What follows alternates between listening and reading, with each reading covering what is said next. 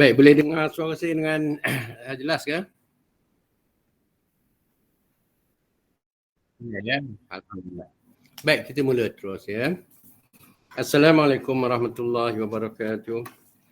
Bismillahirrahmanirrahim. Innal hamdalillah nahmaduhu wa nasta'inuhu wa nastaghfiruh wa na'udzu billahi min shururi anfusina wa min sayyiati a'malina. Man yahdihillahu fala mudilla lahu wa man yudlil fala hadiya lahu. Asyhadu an la ilaha illallah wahdahu la syarika lah wa asyhadu anna Muhammadan abduhu wa rasuluh.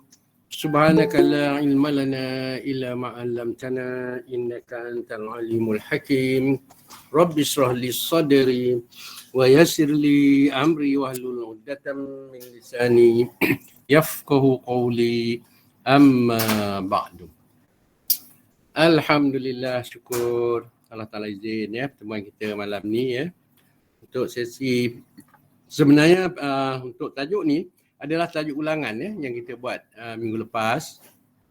Ya pula minggu ni ya. Dan ada permintaan ya dari sahabat yang tak dapat nak ikut serta masa tu. Jadi minta diulangkan balik. Dan tak ada masalah ya. Kebetulan pun malam ni memang kosong. So saya pilih malam ni lah atas inisiatif Cik Izwin kita ya. Terima kasih kepada Cik Izwin kerana mengatur untuk semua ni insya-Allah. Baik ya. Ini hadis riwayat daripada Ibnu Khuzaimah ya, daripada Zaid bin Thabit. Rasulullah sallallahu alaihi wasallam bersabda, "Inna Allah yuhibbu wa yaqra'ul Quran waddan kama unzila." Yang bermaksud ya, al-Qur'an. Hadis ini bermaksud sesungguhnya Allah menyukai Al-Quran itu dibaca menepati sebagaimana ia diturunkan ya. Jadi bagaimana kita nak tahu bagaimana bacaan Al-Quran seperti mana ia diturunkan. So kita kena perlu ambil daripada guru-guru kita ya, yang mana guru kita tu pun mengambil bacaan dia daripada guru dia ke guru-guru dia sampailah bacaan tu kepada Rasulullah sallallahu alaihi wasallam yang disebut sanad ya. Jadi sebenarnya bacaan Al-Quran ni untuk maklumat yang mungkin ada yang pertama kali ikut. Al-Quran ni banyak lajah bacaan dia yang disebut qiraat. Jadi ada berbagai-bagai bentuk bacaan pada sama ada usul qiraat ataupun pada farsh huruf. Ya, iaitu bacaan-bacaan gharib. Jadi kita kena belajarlah bacaan pegangan kita. Jadi untuk maklumat ya, apa yang kita bentangkan ni adalah mengikut riwayat Hafs an-Nasim Tariq Satibi ya. Baik, Mad Farqah. Baik, Mad Farqah ni dia adalah salah satu juga mad yang tergolong di dalam tajuk yang pertama tu. Dalam bab mudud ya. Baik, sebelum tu saya nak terangkan sedikit bagi pembaca Al-Quran untuk mendapatkan bacaan yang baik ya, ciri-ciri tartil, dia perlu faham kesemua tajuk ni ya. Dan untuk maklumat juga, tajuk-tajuk ni bukanlah sesukar mana ya. Dengan syarat kita kena belajarlah. Baik, yang pertama kita mesti selesai dalam bab mudud. Mudud ni iaitu bacaan panjang dan pendek. Jadi di sini seperti saya katakan tadi dalam bab qiraat, qiraat ada yang tak sama bacaan. Sebagai contoh dalam bab mufasil, ada yang baca dengan 2, ada yang baca dengan 4, ada yang baca dengan 6. Ya. Jadi masa bila kita nak baca 2, 4 ataupun 6 tu, adakah tergolong dalam bacaan kita Hafs an-Nasim yang itu yang kita nak belajar. Kemudian dalam bab gunah dalam bacaan-bacaan yang ada sifat dengung, beberapa hukum yang perlu kita dengungkan. Kemudian dalam bacaan tebal dan nipis tafkhim dan tarqiq. Kita mesti faham huruf-huruf mana yang perlu ditebalkan, huruf-huruf mana yang perlu ditipiskan bacaannya supaya tidak mengubah suara huruf. Kemudian yang keempatnya kita kena faham tentang makhraj dan sifat huruf. Setiap huruf ada rumah dia, ada karakter dia.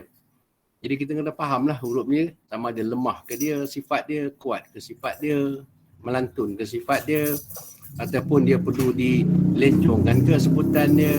Jadi ini yang kita perlu faham dalam bab makhraj dan sifat huruf. Yang kelima adalah rasam dan dhabt, iaitu gaya penulisan dan tanda-tanda dalam bacaan. Kita kena kenal bila datang tanda diamond, apa perlu bacaan yang kita perlu kemukakan. Bila ada titik ataupun titik yang ada bold, apa maksud dia? Bila ada bulat yang bujuk, bulat yang serong, apa pula maksud dia? Itu yang tergolong dalam lesam dan dhab. Kemudian yang keenam tu dalam waqaf dan ibtidak. Waqaf ibtidak ni berkaitan dengan di mana tempat perlu kita berhenti, bagaimana pula untuk memulakan balik bacaan. Adakah kita boleh berhenti ikut suka kita saja ataupun kita berhenti tempat yang ditetapkan. Jadi itu semua ada dalam tajuk waqaf dan ibtidak. Waqaf ibtidak ni kita akan jumpa nanti berbagai nama waqaf Waqaf lazim, waqaf tam, waqaf sili, waqaf qili, kemudian waqaf kadzalik, waqaf zalik. Banyak nama nanti yang kita boleh kenal nanti melalui tanda-tanda yang kita akan ikut satu persatu nanti. Dan yang terakhir, yang ketujuh tu, qiraat. Qiraat ni adalah bacaan-bacaan khusus pada kalimah-kalimah tertentu. Yang kita perlu tahu, bacaan Hafs an-Nasim, Thoriq Satibi seperti yang kita amalkan, bagaimana bacaan pada kalimah-kalimah tertentu.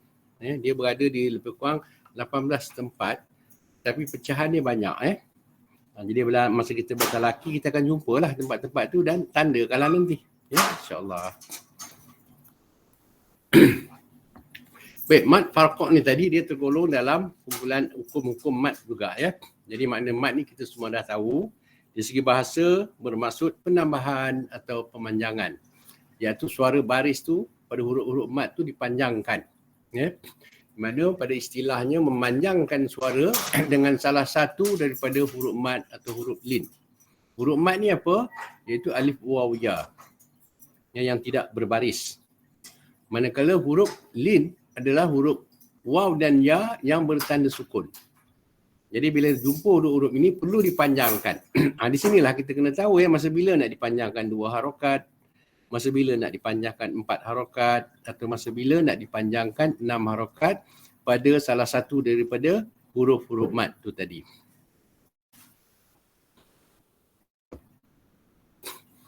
Okey, ni dalam matan ni Imam Syekh Sulaiman Al-Jamzuri dia beritahulah huruf mat tu ada 3 waw, alif, ya itu mat asli. Kalau ya dan waw yang bertanda sukun itu mat lin dalam hukum lin. Dan ini mungkin semua kita dah faham huruf mat tu ada 3 tadi apabila sama ada alif, waw ataupun ya dia tidak membawa baris. Kosong aja atas dia. Itu bermakna huruf mat lah. Di sinilah perlu dipanjangkan pada huruf ni. Bila kita nak panjangkan 2 harakat, mana alif tu perlu dipanjangkan suara 2 harakat, 4 ataupun 6. Sama juga pada waw ataupun ya. Ini bagaimana berlaku hukum mat kita dah tahu bagi huruf alif apabila huruf sebelumnya berbaris atas, bagi waw apabila huruf sebelumnya berbaris depan dan bagi ya apabila huruf sebelumnya berbaris bawah. Ini semua hukum mat asas dia.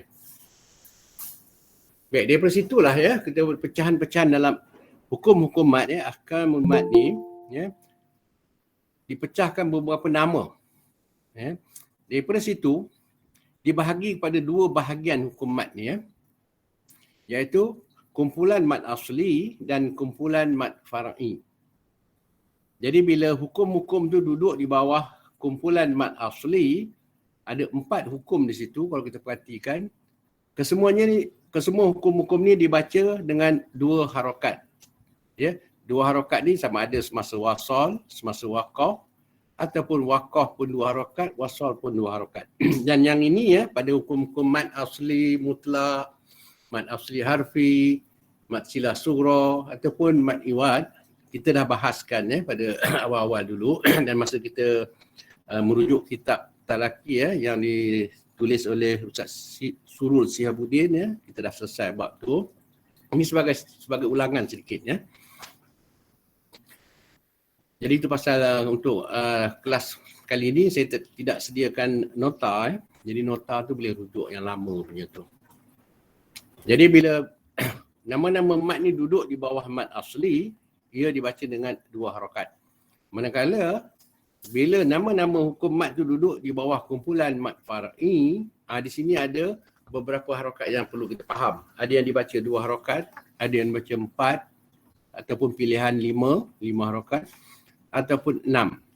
Dan ada juga hukum-hukum di situ yang wajib dibaca dengan 6 harokat sahaja. Tidak ada pilihan. Jadi ini mat far'i ini pun kita dah bahas yang lepas. Ini sebagai orang kata ribas balik apa yang kita dah buat minggu lepas. Jadi di bawah mat far'i tu kita tengok ada berlakunya dipanjangkan pada hukum mat tu kerana makna makna kalimah tu sendiri yang disebut maknawi. Ada dua hukum situ, mat tabriyah dan satu lagi mat ta'zim. Kemudian ada yang dipanjangkan kerana lafaz kalimah tu sendiri. Ia berkaitan dengan lafaz. Apabila kita panjangkan dalam lafaz tu pada huruf-huruf mat tadi, apabila mat asli tadi bertemu dengan hamzah atau dia bertemu dengan sukun. Mat bertemu dengan hamzah ni, kita nampak yang kita dah kenal selama ni, iaitu mat muttasil, mat munfasil, mat silah kubra dan mat badal. Itu nama-nama mat yang berlaku disebabkan mat tadi yang apabila huruf alif, waw ataupun ya tadi dengan baris-baris yang ditetapkan bertemu dengan hamzah, maka berlakulah 4 hukum ni salah satu tu. Manakala bila mat tu bertemu dengan sukun, jadi sukun ni ada dua keadaan ni, sama ada sukun tu mendatang yang disebut sukun arid atau memang dia sukun asli. Jadi bila dia bertemu dengan sukun yang mendatang, kita dah belajar dulu, berlakulah dua hukum, iaitu mat lin arid li sukun dan mat arid li sukun. Ada dua hukum di situ. Dan apabila mat asli itu tadi bertemu dengan sukun, sukun asli, maka di situ ada 4 hukum. Dia pecah kepada dua. Satu, dia berlaku pertemuan mat dengan sukun asli tadi berlaku dalam kalimah. Ada yang berlaku dalam huruf tu. Dalam satu huruf tu, di dalam tu ada berlakunya pertemuan mat bertemu dengan sukun asli. Yang ini yang kita akan bahaskan nanti untuk sesi-sesi yang akan datang. Okay, ini kejadian-kejadiannya kita pernah faham banyak dah sini. Okey, ini kalau yang belajar qiraat dan merujuk kitab matan, ini istilah-istilah ni akan digunakan lah. Kalau kata qasar tu dua harakat, kalau tawassut tu 4 harakat, kalau isba' tu yang dibaca dengan panjang, yang dibaca dengan 6 harakat. Jadi kalau faid qasar tu 3 harakat. Mungkin dalam bacaan kita tak jumpalah faid qasar ni 3 harakat. Macam faid tawassut 5 harakat. Nah, ini mungkin pilihan kita. Ada yang kita baca 4 ataupun 5 harakat pada mat wajib ataupun mat jaiz masa wasal kan. Itu dia panggil faid tawassut kalau kita mengambil bacaan 5 harakat. Baik, daripada ahkamul mat tadi ada 2 kumpulan, mat asli 1 kumpulan, mat far'i 1 kumpulan. Jadi dalam mat asli tadi ada 4 hukum yang dibaca dengan 2 harakat pada huruf mat, sama ada huruf alif, waw ataupun ya. Dan pemanjangan 2 harakat pada huruf-huruf mat ni bergantung. Ada yang dibaca semasa wasal atau waqaf, iaitu mat asli mutlak dan mat asli harfi. Ada yang dibaca 2 harakat semasa waqaf, iaitu mat iwad. Dan dibaca 2 harakat semasa wasal, iaitu mat silah surah. Yang ni pun kita dah belajar kan sebelum ni, ini sebagai mengulang balik saja untuk ingatan. Jadi yang ni kita dah selesai. Kita sekarang lebih tertumpu pada kumpulan mat far'i ni.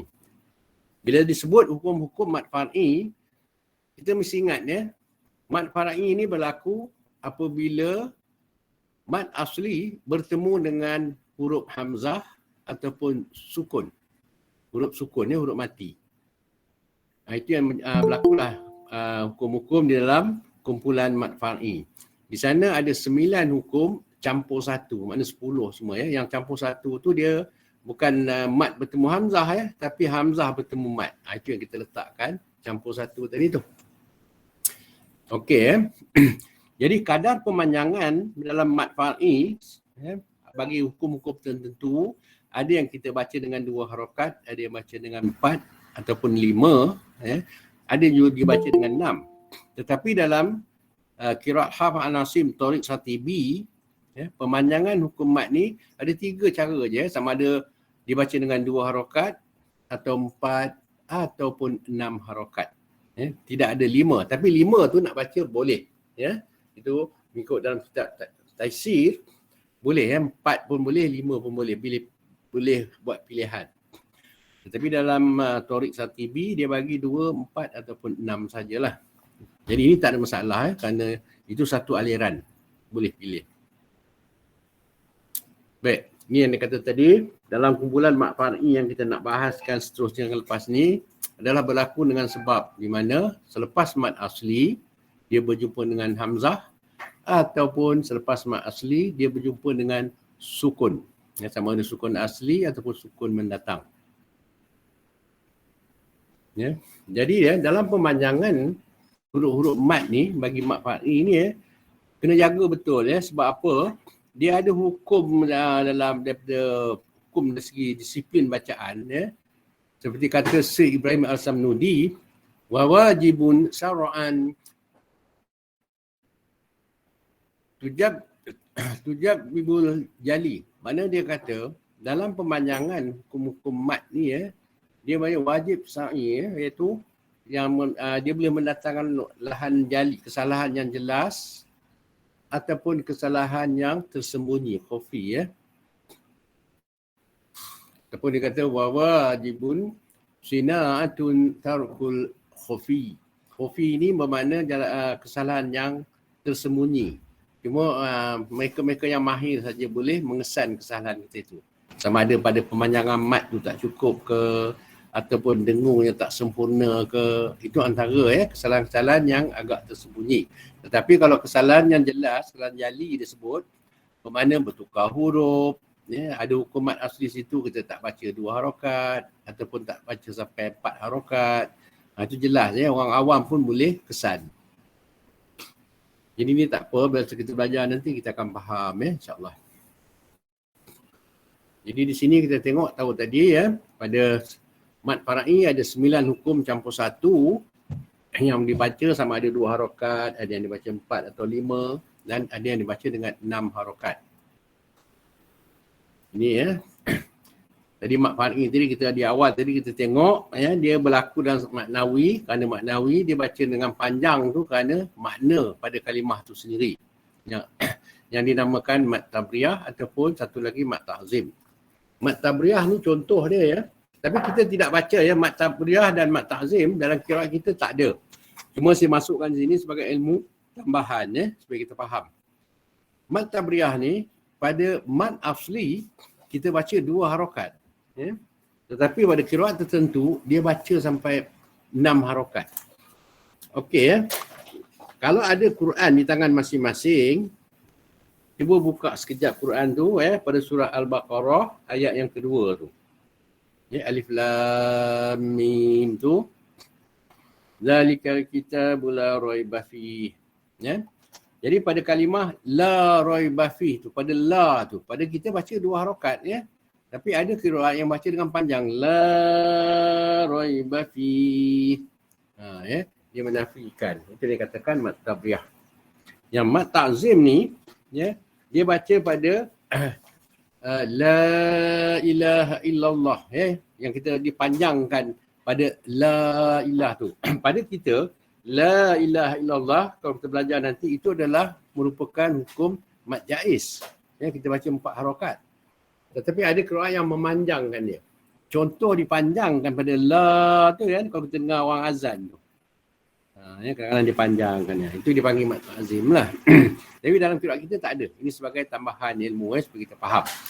Yang ada dalam kita dari segi lafzi bacaan qiraat kita dipanjangkan sesuatu huruf mat tu sama ada 2, 4 ataupun 6 harakat kerana lafaz kalimah tu sendiri. Di mana apabila berlakunya pertemuan mat asli bertemu dengan sukun atau mat asli bertemu dengan hamzah. Yang itu yang nak kita tumpukan. Jadi pada dari segi maknawi yang melibatkan mat tabriyah dan mat ta'zim ni kita ketepikanlah. Untuk maklumat saja. Yang kita nak tumpu sekarang ni dari segi lafzi. Bila mat bertemu sukun atau mat asli bertemu dengan hamzah.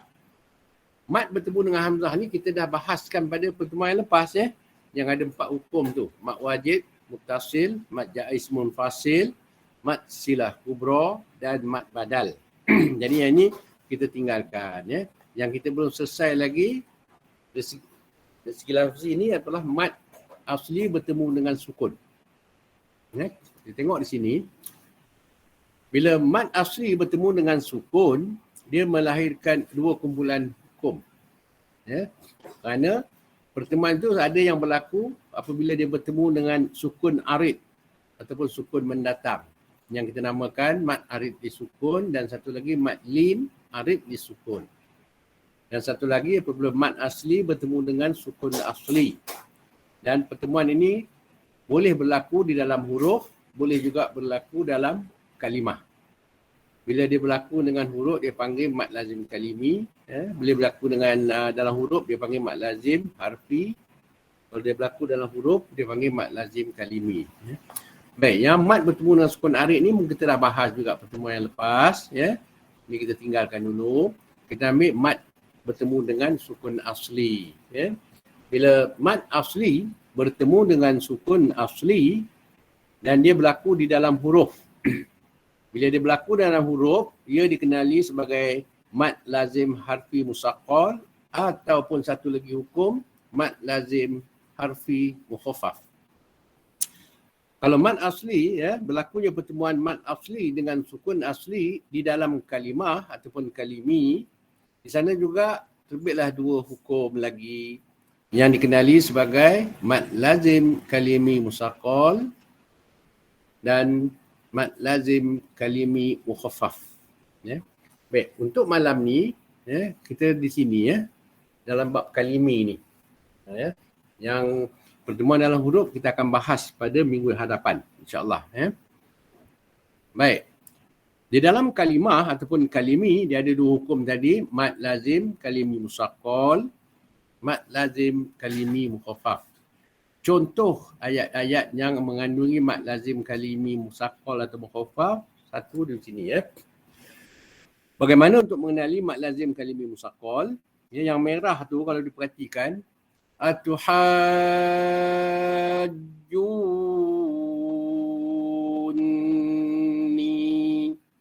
Okey, yang dimaksudkan mad bertemu dengan sukun asli, dia berlaku ha tu atau ha tu itu mad asli tu.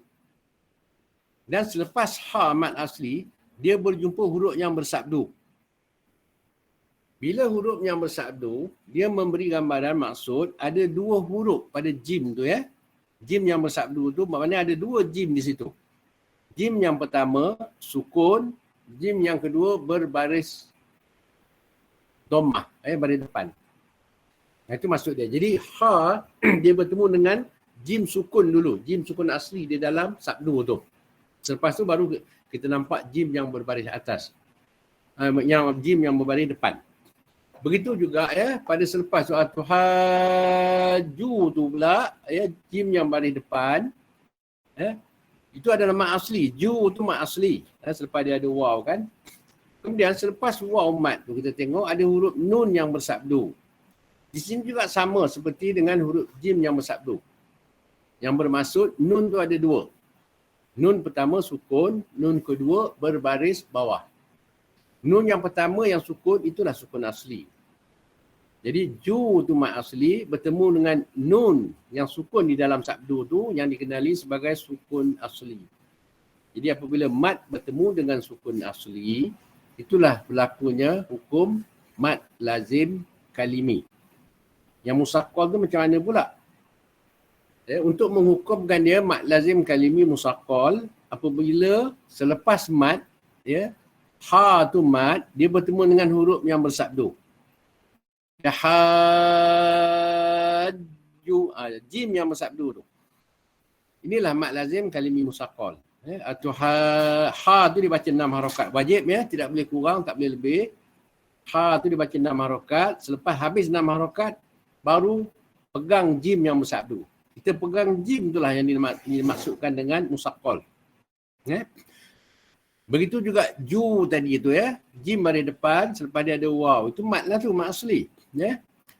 Jadi dia bertemu dengan huruf nun yang bersabdu. Jadi bila hukum mad asli berjumpa dengan huruf yang bersabdu selepas dia, itulah mad lazim kalimi musaqqal. Cara nak mengenal dia. Dan satu lagi, mad lazim kalimi mukhaffaf pula. Contoh dia yang ni. apabila selepas mat badal, ini hamzah bari atas, selepas dia alif, itu mat badal ya. Ini yang dia kata campur satu tadi ya, 9 campur satu tadi. Dia melibatkan huruf hamzah bertemu dengan huruf mat lah. Sama ada hamzah berjumpa alif, atau hamzah berjumpa waw, atau hamzah berjumpa dengan ya. Kita akan jumpa ya mat badal ni dalam kalimah amana, imana, utumina. Nah itu. Itu semua mat badal ya. Dia berlaku di awal kalimah. Okey, di sini mat badal dia bertemu dengan huruf yang sukun. Ya. Tadi mat lazim kalimi musaqqal, apabila mat asli bertemu dengan huruf yang bersabdu. Untuk mengenali mat lazim kalimi mukhaffaf, apabila selepas mat dia bertemu dengan huruf yang sukun. Ya. Jadi di sini mat badal lah. Selepas mat badal, ya, dia bertemu dengan lam yang sukun. Ini mat lazim kalimi mukhaffaf. Jadi di sini tu perlu dibaca 6 harakat. Tak boleh kurang, tak boleh lebih. Itu secara asasnya ya. Baik. Sebenarnya tajuk kita mat farqa kan. Jangan keliru relax dulu. Perhatikan ni kenapa saya bawa kemari dulu makan angin ya. Sebab dia ada sebabnya. Baik. Mat farqa ya, kalau kita perhatikan di sini adalah sebahagian daripada mat lazim kalimi. Jadi kita dah kenal mat lazim kalimi macam mana kita nak kenal dia. Apabila selepas hukum mat asli, dia berjumpa dengan huruf yang bersabdu. Yang dikenali sebagai mat lazim kalimi musaqqal. Ataupun selepas mat badal, dia bertemu dengan lam yang sukun. Ya, dikenali sebagai mat lazim kalimi mukhaffaf. Yang tu ya. Jadi mat faraq ni ya, sebahagian dari mat lazim. Yang ni lah tadi, sebahagian tadi yang atuhaju tu itu contoh mat lazim kalimi musaqqal. Yang al-ana ni, ini mat lazim kalimi mukhaffaf. Ya. Jadi mat faraq ya, dia berlaku pada 3 huruf sahaja. 3 kalimah sahaja. Pertama al-ana tadi, ini yang kata mat lazim kalimi mukhaffaf. Dan satu lagi dia berlaku dalam kalimah Allah.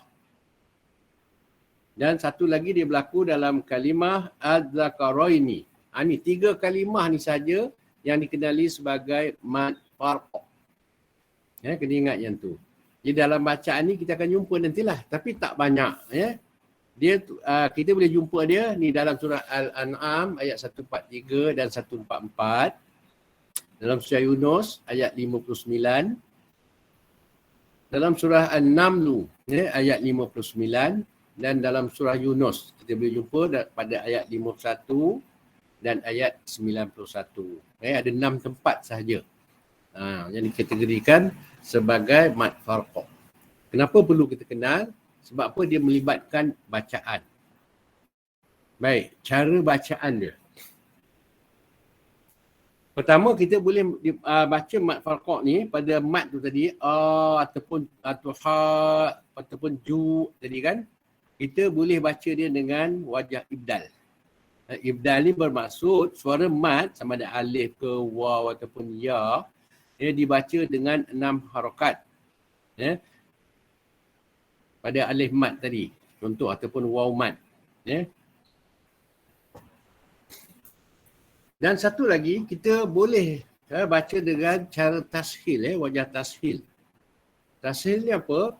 Suara baris pada huruf hamzah tu tadi, macam A tu tadi, dibaca setengah harakat dan suara alif mat dibaca dengan setengah harakat. Ini bacaan tashil. Bermakna suara hamzah dan alif tu tadi, satu harakat saja. Setengah harakat untuk suara hamzah, setengah harakat lagi untuk suara alif. Tapi kebanyakan daripada pembaca yang kita semak, mereka memilih bacaan ibdal. Tak apa, tak ada masalah kalau nak baca dengan ibdal, di mana suara huruf mat tu tadi dipanjangkan 6 harakat. Tak ada masalah. Itu yang paling mudah. Tashil ni kena ambil sungguh-sungguh pasal dia juga melibatkan bacaan yang wajib pada kalimah, satu kalimah tu nanti. Okey, ini cara bacaan ada 2 cara. Kita boleh pilih cara ibdal ataupun tashil. Kena ingatlah bacaan pada mat farqa ni tadi ataupun mat lazim kalimi. Baik. Contoh Kul adzakaraini. Contoh di situ Jadi dipanjangkan pada tu 6 harokat pada alif mat. Ini bacaan ibdal. Kenapa dipanjangkan? Kerana hamzah yang ada di dalam kalimah ini dikenali sebagai hamzah pertanyaan ataupun hamzah istifhamiyah. Hamzah pertanyaan. Jadi bila dipanjang tu dia punya adakah? Begitulah maksud dia lebih kurang. Jadi perlu dipanjangkan 6 harokat. Dan contoh yang lain pula pada tu yang nak dipanjangkan pada alif mat. Hamzah tu satu suara, bila masuk pada alif mat tu di situlah nak dipanjangkan 6 harokat. Satu lagi contoh Qul Allahu azina lakum. Pada ni dipanjangkan alif mat tu 6 harokat. Hamzah tu memberi maksud pertanyaan. Adakah Allah mengizinkan kamu? Adakah? Jadi bila kita nak panjangkan pada Allah ni, hati-hati dalam takbiratul ihram kita. Jangan dipanjangkan Allahu Akbar. Lepas tu kita baca doa iftitah. Tak mau Allahu Akbar. Itu dalam doa takbiratul ihram kita. Jangan dipanjangkan pada tu. Nanti dia berupa pertanyaan. Kalau silap-silap kita bertanya, adakah Allah Maha Besar? Dia tak betul lah sebutan kita tu. Cuma yang dipanjangkan ni pada kalimah macam ni saja pada mat farqa ni tadi. Okey, ni contoh dipanjangkan pada dan satu lagi Allahu khairun amma yushrikun. Pada Allah tu. Jadi 3 contoh tadi adalah mad lazim kalimi musaqqal. Jadi contoh yang di bawah tu al-ana ini mad lazim kalimi mukhaffaf. Bacaan dia sama juga tu dibaca 6 harakat, lepas tu baru teruskan bacaan. Contoh al-ana wa qad kuntum bihi tastajilun. Yang bermaksud adakah sekarang. Pada al-ana tu bermaksud pertanyaan adakah sekarang, seterusnya. Jadi al-ana inilah satu-satunya contoh mad lazim kalimi mukhaffaf. Ada satu je kalimah yang dihukumkan sebagai mad lazim kalimi mukhaffaf, iaitu dia berada di 2 tempat sahaja dalam surah Yunus ayat 51 dan surah Yunus ayat 91. Jadi bila buka muka surat 214 di sana kita akan jumpa kalimah al-ana ni, tandakan situ mana boleh dibaca dengan 2 wajah. Okey. Sekarang saya nak tunjukkan nak baca dengan tashil. Yang Allah tu tadi itu ibdal kita panjang kepada tu nama tu itu bacaan ibdal. Tashil macam mana pula? Dia sebut tadi kalau bacaan tashil, hamzah bari atas tu setengah harokat, alif tu yang ada tanda mat di atas tu yang panjang tu dibaca setengah harokat lagi.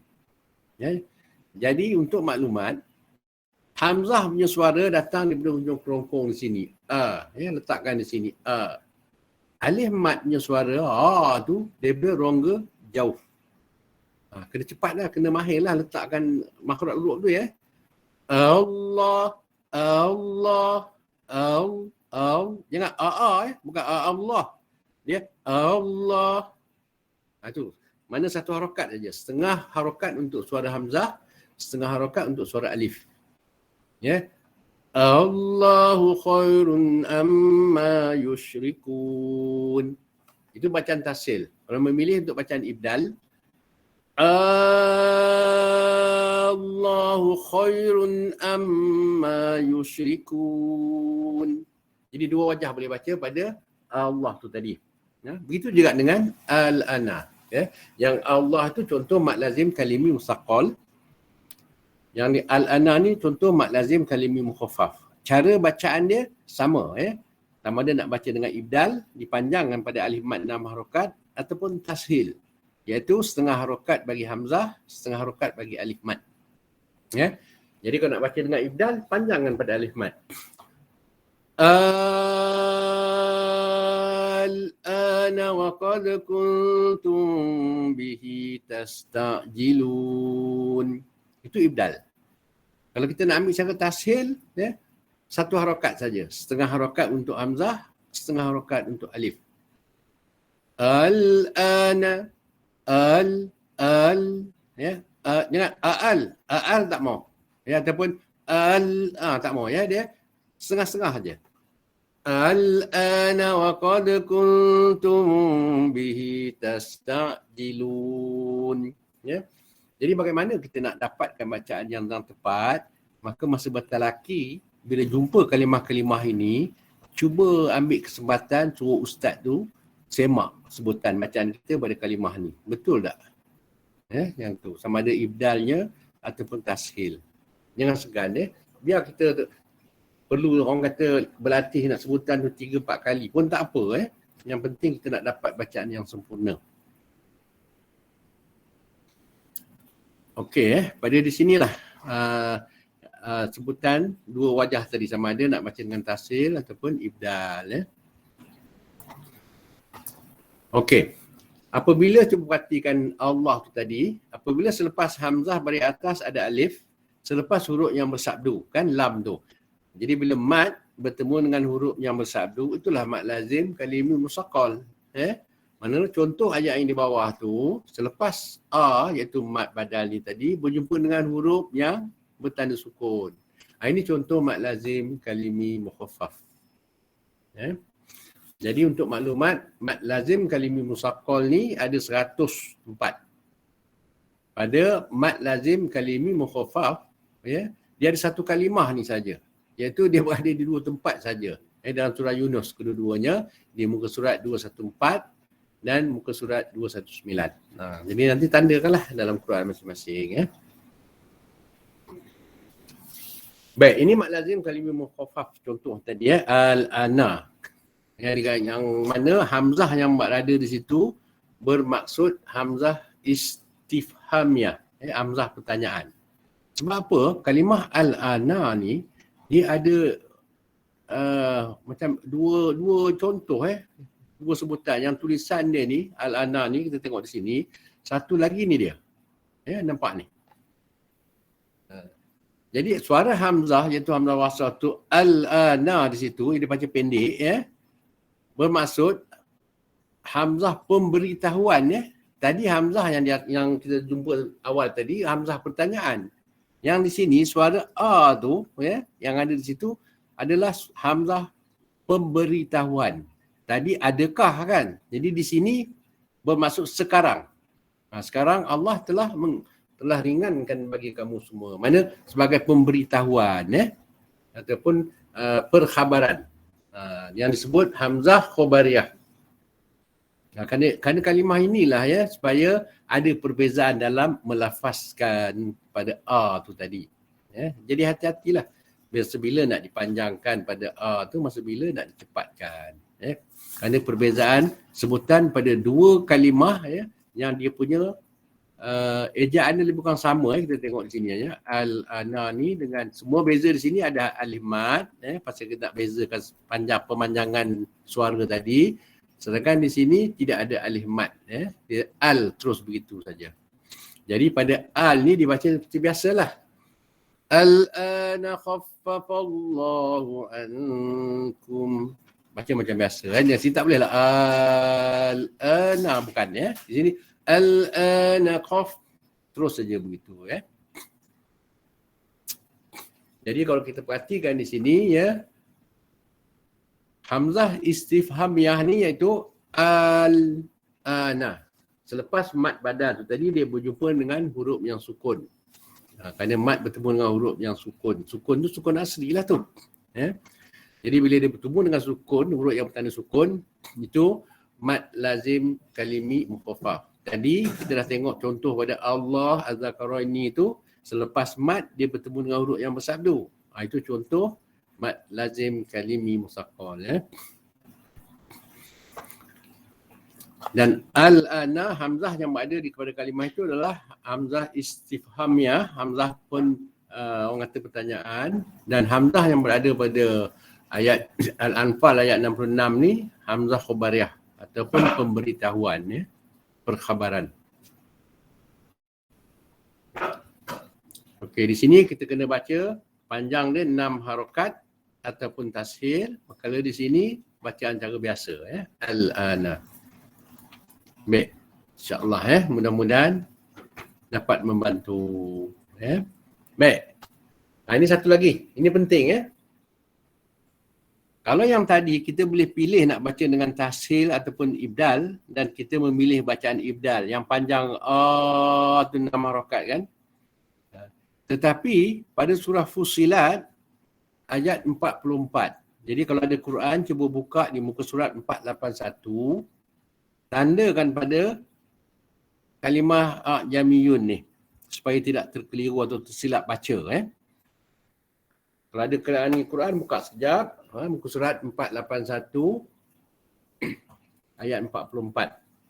Baik. Pada kalimah jamiyun, cuma satu wajah saja kena baca di sini, iaitu dengan hukum tashil.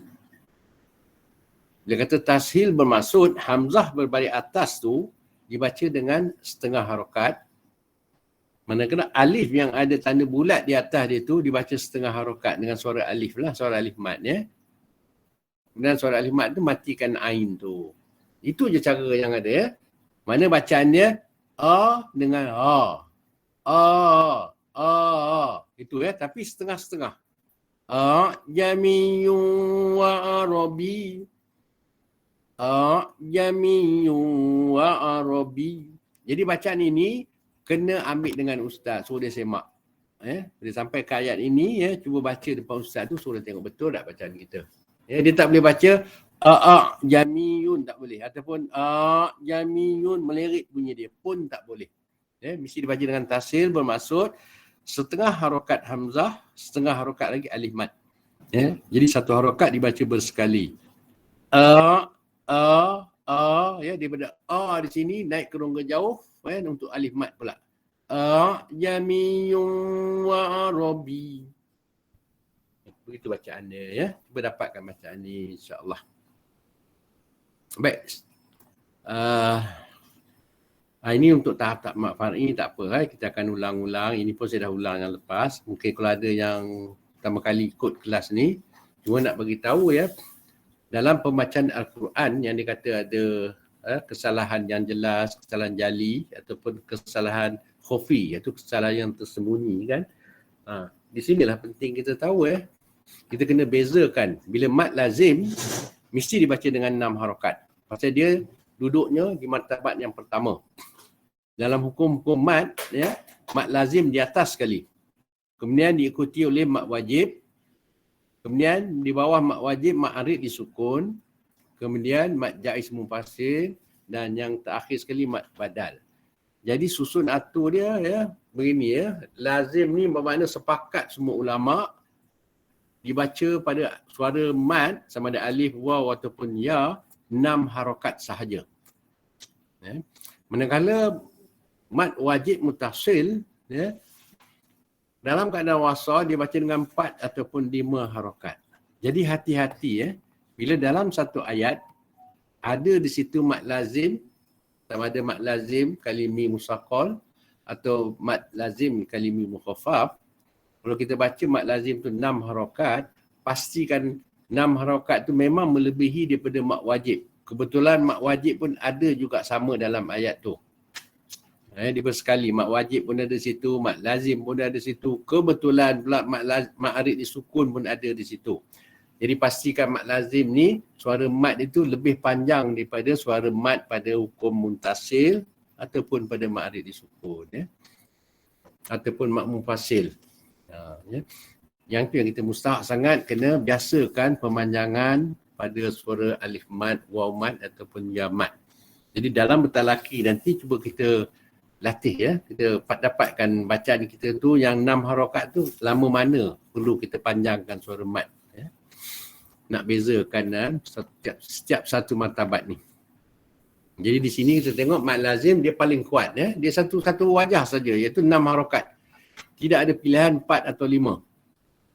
Manakala mat muttasil, mat wajib muttasil, dia ada pilihannya. Kita nak ambil 4 harokat boleh, 5 pun boleh, 6 harokat pun boleh semasa waqaf. Tetapi semasa wasal, kita boleh pilih 4 atau 5 secara umumnya lah. Tetapi dalam bacaan Tariq Shatibi, dia tetapkan 4 harokat sahaja. Kemudian ma'arid sukun, boleh ambil 2, 4 ataupun 6 harokat. Tapi yang paling baik, kita biasakan dengan 4 harokat. Kerana, pasal mat arid li sukun, dia yang ketiga. Takut dalam ayat yang sama ada mat wajib mutasil di situ. Kalau mat wajib mutasil kita baca 4 harokat, pada mat arid li sukun masa kita wakaf di ujung bacaan, jangan ambil 6 harokat. Ambil 4. Samakan dengan mat wajib punya pemanjangan. Sebab apa? Untuk meraihkan martabat mat wajib mutasil tadi. Kemudian yang keempat ni, martabat dia pada mat munfasil ataupun mat jaiz munfasil. Dan mat jaiz munfasil ni kita tahu semasa wasal boleh pilih 4 atau 5. Tetapi mengikut Tariq Shatibi, dia tetapkan 4 harokat. Tapi nak baca 5 pun tak ada masalah. Cuma mat jaiz munfasil ni semasa waqaf hendaklah dibaca 2 harokat. Ada juga kadang kita baca semakan mat jaiz munfasil ni boleh berhenti dia baca 4 harokat. Kita ingat nak sambung, rupanya nak berhenti. Apa dia terkeliru tentang tanda mat di atas huruf, tanda melentang atas huruf mat tu. Jadi kalau mat jaiz munfasil ni boleh berhenti, berhentilah dengan mat asli 2 harokat. Okey. Pada mat badal ni dia 2 harokat saja. Mat badal ni kita kenal iaitu hamzah bertemu dengan huruf mat. Salah satu huruf mat tadi. Pada huruf alif, waw ataupun ya. Amana ataupun imana ataupun utumina. Jadi mat badal ni nak dikenali dia mudah saja. Hamzah bertemu dengan huruf mat ni dia berlaku di awal kalimah. Dalam masa talaki nanti kita jumpalah ni siap satu ni. Baik, secara kesimpulannya pembacaan Al-Quran bukanlah sesuatu yang datang daripada fatwa ke apa tak Dia datang secara tauqifi. Bermaksud dia terhenti seperti mana yang Rasulullah SAW sampaikan kepada sahabat-sahabat dia, seperti mana dia menerimanya daripada Jibril alaihissalam. Jadi tidak boleh kita nak pandai-pandai sendiri pula nak baca cara ikut sedap, kita tak boleh. Itu yang kata kita kena ambil bacaan ni daripada guru-guru kita dan guru kita tu pula dia mengambil bacaan daripada guru dia ke guru dia. Sampailah sanad rantaian tu sampai ke bacaan Rasulullah SAW. Jadi kita tak boleh main agak-agak lah kerana dia bukannya rekaan seperti mana yang kita terima daripada Rasulullah, itulah yang kita baca yang disebut tauqifi tadi Kemudian yang kata Syekh Muhammad Al-Haddad, kalau kita tengok di situ barang siapa mengambil ilmu daripada seorang guru secara musyafahah, bermakna kalau kita belajar Al-Quran ni mengambil cara bertalaki musyafahah depan guru adalah ia melencong dan menyalah daripada jatuh dalam perkara yang dilarang. Bermaksudnya kalau dia ambil berguru, cara berguru, dia orang kata payah nak jadi satu kesilapan lah dalam bacaan dia. Bacaan dia tu seperti mana dia terima daripada guru dia yang betul, yang itulah jadi amalan dia. Dan barang siapa yang mengambil ilmu daripada suhuf, yang ni daripada buku, dia belajar ikut buku je. Dia tengok baca buku ataupun dia ambil daripada lembaran ataupun dia tengok daripada YouTube saja. Maka ilmu di sisi para ulama seperti tiada. Walaupun dia belajar bersendiri, merujuk pada kitab atau merujuk pada radio, TV ataupun YouTube ke, walaupun bacaan dia tu bagus, yang kita dengar pun bagus cara dia, tetapi di sisi ulama, baginya seperti tiada ilmu juga. Sebab apa? Dia bacaan dia tu tidak ada orang yang mengesahkan, walaupun bagus bacaan. Jadi ikut mana pun, bacaan kita ni mestilah ada orang sahkan bacaan kita tu betul. Sebab apa? Dia akan menjadi saksi besok untuk kita. Jadi yang kita ambil tu memang ada. Ikut ambilan kita tu ikut bacaan siapa. Kalau kita belajar berkitab ataupun kita tengok pada YouTube, kita terpengaruh dengan bacaan pembaca tu, qori itu. Tapi kita tak tahu qiraat apa yang dia bawa. Mungkin dia ambil qiraat Nafi' atau bacaan-bacaan yang Qulun. Ada perbezaan bacaan di situ. Jadi kalau kita main ikut begitu saja, kita tanpa kita mengetahui qiraat apa yang dia baca, jadi bacaan kita tu dah bercampur baur, bercampur aduk dengan qiraat yang lain-lain tu. Jadi bila kita mencampur adukkan qiraat, hukum dia makruh tahrimi. Makruh tahrimi makna benda tu walaupun makruh tapi dilarang sangat-sangat. Jadi kita kena ambil satu wajah bacaan dulu, mahirkan dengan bacaan qiraat Hafs An-Nasim Tariq Satibi, tentang panjang pendek dengung dia apa semua, tembang nipis dia. Lepas tu kita belajar pula qiraat yang lain. Jadi bacaan kita tu terselamatlah daripada berlakunya kesilapan. Itu maksud tadi kata Syekh Muhammad Al-Haddad ni tadi. Okey, masa talaki ni kalau ada kemuskilan boleh tanya. Tetapi kerana ini malam ni bukanlah malam bukanlah malam yang rasmi, jadi saya buka soalan, kalau ada yang ingin bertanya untuk malam ni, kalau malam kita kelas biasa, saya tak buka soalan sebab apa? Kita tak mau melerit-lerit kan. Takut tak termakan masa orang. Jadi malam ni kita free. Jadi kalau ada yang nak mengemukakan kemuskilan, persoalan, boleh silakan. Sebelum kita tangguh pertemuan kita ni.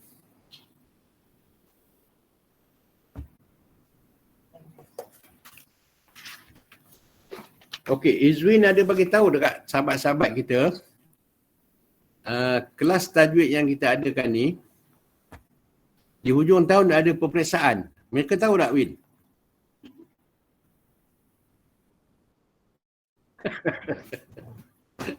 Bagi tahu kat dia orang kata, hujung tahun ada periksa kata. Jadi kelas tajwid ni kena beri tumpuan. Betul ke, Win? Ada periksa hujung tahun? Tak ada, sebenarnya tak ada saja je Sebenarnya kita bukan nak uji-uji tak, yang penting kita kepahaman kita. Tak usah risaulah. Tidak ada ujian, kita bukan nak apa pun. Sebab apa? Pembacaan Al-Quran ini adalah berbentuk ibadah, ibadah. Jadi setiap ibadah tu perlulah betul cara pengambilan kita tu. Jadi tujuan kita adakan kelas tajwid ni supaya membantu untuk dapat bacaan yang sempurna. Yang tu je tujuan kita. Tak ada periksa-periksanya, tak usah risau. Jadi insyaAllah kelas tajwid ni kita akan berterusan setiap minggu yang kita adakan pada hari Rabu, dalam pukul 10 lah begitu. Kita ambil satu tajuk aja, macam tajuk malam ni lah. Kalau Mak Farok aja. Kalau macam dalam hukum Nun nanti, kalau izhar harki je malam tu. Kita tak sentuh pada hukum-hukum yang lain. Biar kita faham betul satu-satu hukum tu insyaAllah. Wallahu alam. Mudahlah dapat bantu kefahaman. Tak ada soalan Kalau tak ada, kita tangguh dulu teman kita ni. InsyaAllah kita akan jumpa pada hari Rabu dan ini yang ada ni akan apa ke? Terlibat dengan talaki hari Senin, Selasa ke, Win? Ada. Oh, 2.0. Okey. Ahlan wa sahlan. Mana hari Senin dan hari Selasa seperti mana seperti mana yang Cik Izwin kita aturkan tu. Terima kasihlah pada Izwin kerana membantu untuk aturkan kita. Sebenarnya saya sendiri pun tak kenal siapa kan yang nak masuk grup ni. Jadi dengan bantuan Izwin mudah-mudahanlah memudahkan pertemuan kita masa bertalaki hari Isnin, Selasa, Jumaat, Sabtu dan Ahad. Betul, Win? Untuk 1.0. 2.0, sorry, maaf. Jumaat? Oh, saya silap lah. Okey, untuk 2.0 bermaksud yang grup yang sekarang ni lah untuk tahun 2022. Bila kita kata 1.0 tu untuk yang tahun lepas dengan tahun sebelum tu lah. Jadi untuk 2.0 ni kita rujuk pada tahun 2022 Jadi kita akan bersama nantilah bertalaki hari Isnin, dan hari Selasa selepas asar. Kemudian kita akan jumpa lagi pada hari Sabtu dan hari Ahad selepas asar. Jadi jadual tu Izwin dah susun, sama ada yang dia beri pada hari Sabtu ke atau Ahad atau Isnin atau Selasa. Itu boleh runding dengan Izwin. Dia bagus orangnya, cukup prihatin. Kalau agak tak tu apa, bagi tahu Izwin, nanti dia akan atur lah untuk kita. Tak ada masalah. Kalau free hari itulah kita join, tak apa. Mana selepas asar. Kalau ada orang kata urusan, tak ada masalah boleh absent masa tu. Tak usah risaulah. Kalau ada kekosongan, orang kata boleh nak bertelaki pada tu, join aja. Bila dapat link daripada Izwin nanti tu ataupun daripada saya, join aja. Kalau tak dapat join hari tu, tak apa. Kalau nak apa ni, maklumkan saja, maaf tak dapat ikut serta, ada urusan. Okeylah, tak ada masalah. Wallahualam. Mudah-mudahan Allah Taala mudahkan niat kita yang baik ni, insya-Allah. So apa perlu kita berdamping kita dengan Al-Quran? Sebab apa? Dia akan menjadi saksi, insya-Allah, untuk kita. Iqra'ul Quran fa innahu ya'ti yaumal qiyamati syafi'an li ashabihi. Bacalah Al-Quran, dia akan datang kepada kamu pada hari kiamat itu untuk memberi syafaat, untuk beri pertolongan, insya-Allah. Mudah-mudahan. Wallahu a'lam. Baiklah, kita tangguh dulu dengan doa. A'udzubillahi minasyaitonirrajim. Bismillahirrahmanirrahim. Alhamdulillahi rabbil alamin. Wassalatu wassalamu ala asrafil anbiya'i wal mursalin. Sayyidina Muhammadin wa ala alihi wa sahbihi ajma'in. Allahumma inna ala dhikrika wa syukrika wa husni ibadatik. Allahumma inna nas'aluka ilman nafi'a wa rizqan tayyiba wa amalan mutaqabbala.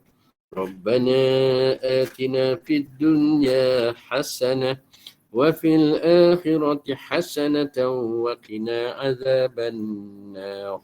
وصلى الله على سيدنا محمد وعلى آله وصحبه وسلم والحمد لله رب العالمين.